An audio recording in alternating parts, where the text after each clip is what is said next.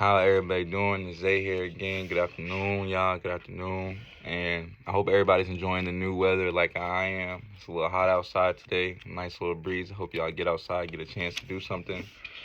But episode 4 today will be about the book of Daniel and some things that I took from the book of Daniel that I wanted to share with you guys.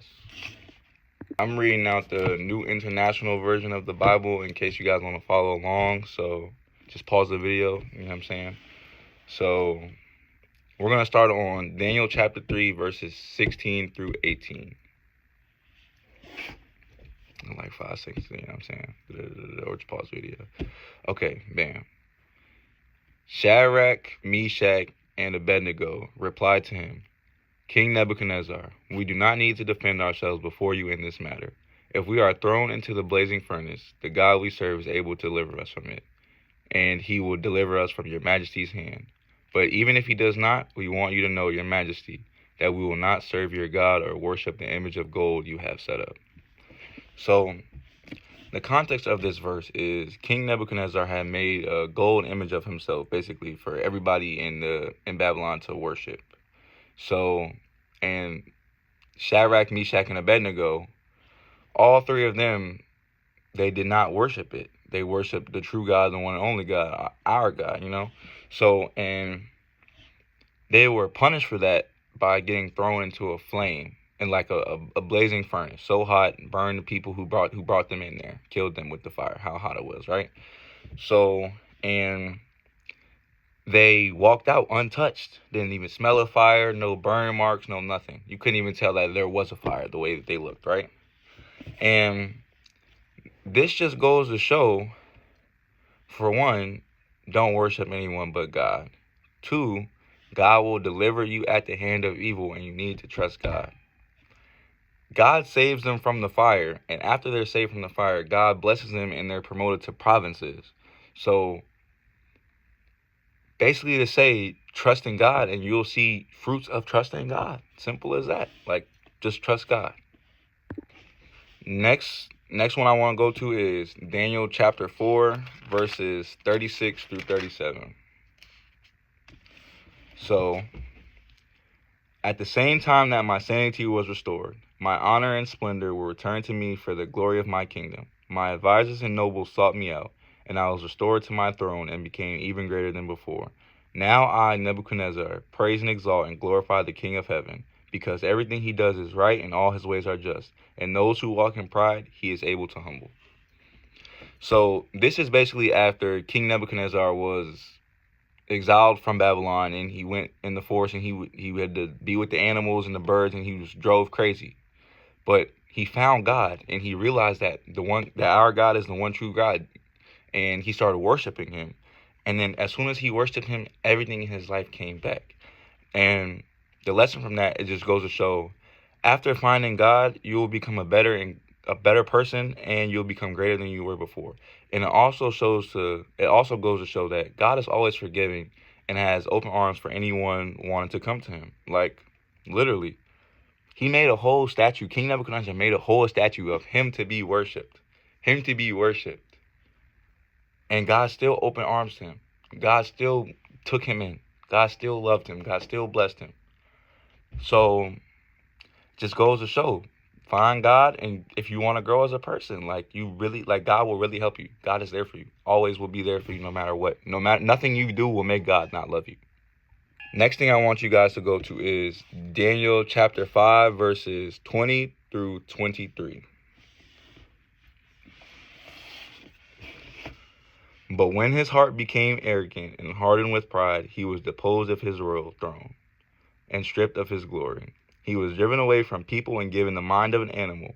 He lived with the wild donkeys and ate grass like the ox, and his body was drenched with the dew of heaven, until he acknowledged that the Most High God is sovereign over all kingdoms on earth and sets over them anyone he wishes. But you, Belshazzar, his son, have not humbled yourself, though you knew all this. Instead, you have set yourself up against the Lord of heaven. You had the goblets from his temple brought to you and your nobles, your wives and your concubines drank wine from them.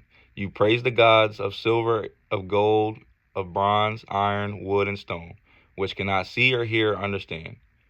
But you did not honor the God who holds in his hand your life and all your ways. So the context of this is after King Nebuchadnezzar, after him, Belshazzar, his son, becomes the king, right? So, and Belshazzar, he doesn't learn from King Nebuchadnezzar seeing God. He doesn't learn from his father's awakening. He has to have his own awakening, but he doesn't get the awakening. So, so basically, when Belshazzar, he took all the things out of the church. He took the gold, all the nice things out of church, and used them for his own celebration. Like, he took the sacredness out of them and the specialty out of them and used them for himself, and he honored that. He wasn't honoring God. He was idolizing things of this world, materialist things. So, and this just goes to show, first of all, him being in position of power before, and him honoring all these materialistic things and not God, and him still being in a position of power goes to show that God will still love you and bless you even if you are turned away from him. But once you are conscious and you know, becoming arrogant and prideful will cause God to dispose of your blessings. Always humble yourself before God and prioritize God. God should be the head of your life. No material, no item, no nothing. Nothing is more important than your relationship with God and God. Simple as that. Also, I want to say, do not idolize anything but God. No amount of money or material will deliver you. God holds all life in his hands, and God has the strongest will. Nothing is stronger than God's will. No money, material, anything will ever save you. Nothing that will save you. You can't take any of that with you. All that stuff is just distraction. Next thing I want to go to in the book of Daniel is Daniel chapter 6, verse 26 through 27. I have a decree that in every part of my kingdom, people must fear and reverence the God of Daniel, for he is the living God, and he endures forever. His kingdom will not be destroyed. His dominion will never end. He rescues and he saves. He performs signs and wonders in the heavens and on earth. He has rescued Daniel from the power of the lions. So, context of the situation, there was some jealous men who wanted Daniel to be killed, to be thrown in the lion's den, and they had went to the king about it, and they had said, if you should do this thing where if anybody who worships anyone other than you in the next 30 days, they get thrown into the lion's den. So bam, they catch Daniel praying. Daniel never stops praying to our God. So they catch Daniel praying.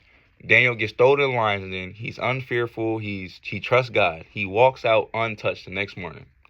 And then the next day, they throw all those jealous men in there. And before they can even touch the floor of the den, the lions crushed them. So like this goes to show, one, for God is the only God and the only eternal kingdom and dominion. God's will is bigger than anything. Secondly, it goes to show, do not seek illy against others, because no punishment man can ever do will equate to God's wrath and will. Nothing I can ever do or you can ever do as human to another person is nowhere near as strong as something God can do to someone.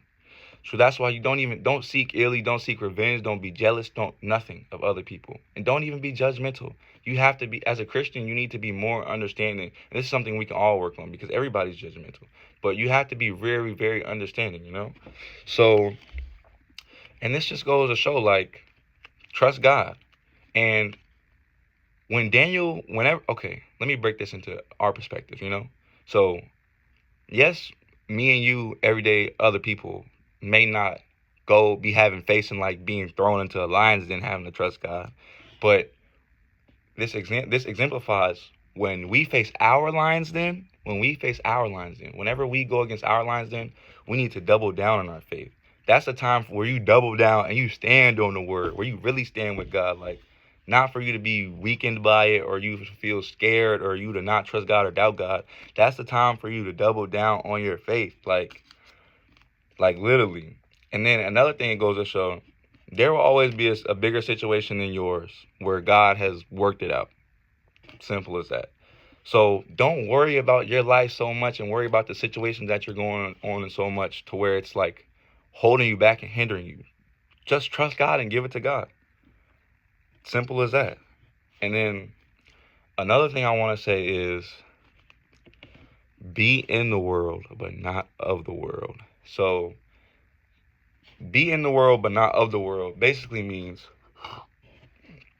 yes, you have to live on this earth with other people who may not want the same things as you, or may not try to live the same things as you, or may not have the same morals as you. But just because we do, it doesn't mean we can go and be like them, or we need to go be like them, or we need to go give into temptation, or go do the things that we're doing. Be in this world. Yes, you have to live on this planet, but you don't have to be like the things in this world. You can be different. Set yourself apart. Walk against the grain. Swim against the river. You can be different. And when you're doing that, as a true Christian, you will always feel that, because majority of the people around us are not going to be doing the same thing we want to do. Like, for example, for me, I'm in college. There's so much temptation around me, and this, that, and the third. And like, it literally feels like when I'm about to go back to school and I'm going to stick to this, like, I'm going to be swimming against a thousand waves. Like, I'm not even riding the wave. I'm swimming against the wave. But that's what I want, and that's what I need to do. Be in the world, but not of the world. Don't let all the things over in the evil and bad stuff and distraction in the world take over you. Focus on God. Prioritize God. Make that your main focus. That's everything I want to say about everything I took from the book of Daniel, and I hope you guys have a blessed day. Hope everybody, like I said earlier, get outside, you know what I'm saying, enjoy the weather. I hope you took something from this Bible lesson. I hope that I'm helping people get closer to God. Like, I hope when people like me see this, or people that you want to, because that's the thing. My goal with this is not to bring everybody up here off the rip. I want to meet you where you're at, and then help everybody else to God. Help everybody to God. Because it's people like me, the people like me who I'm trying to reach to. Before this, like, I didn't, like, I had to have I had to have trauma for this to happen to me. You know what I'm saying? And I want other people to realize that you don't need nothing bad to happen in your life for you to come to God. Coming to God is the right thing, and I want people to come to God. I want people to come to the Most Highest.